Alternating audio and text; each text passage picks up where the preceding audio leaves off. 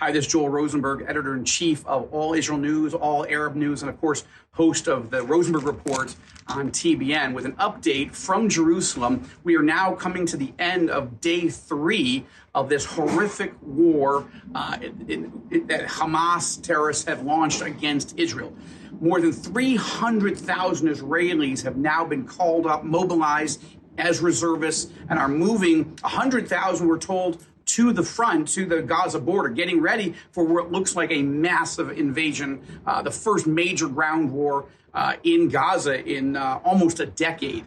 Meanwhile, several 100,000 others are in support roles and defending other parts of the country, including in the north, where Israeli leaders are very concerned that Iran may tell the Hezbollah terrorist organization in Lebanon to unleash a new front. So that's a big concern.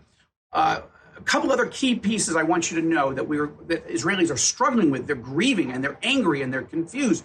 First of all, how did this happen? We'll get to that on All Israel News and the Rosenberg Report as we unfold this thing. But a couple details to know. First, Israel has now confirmed, the government has now confirmed that more than 100 Israelis have been captured by Hamas terrorists and taken back into Gaza. This is a horrific situation because we don't know if they're going to be used as human shields, if they're going to be slaughtered on social media, or if they're going to be used in an attempted ransom effort or prisoner exchange or whatever. We don't know. And we are praying for and grieving for these people and their families.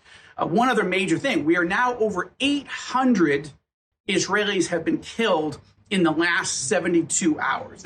It's hard to explain how big this is. That's more Israeli civilians that have been killed in any war or any terrorist operation in decades. Okay, so this is really, really bad.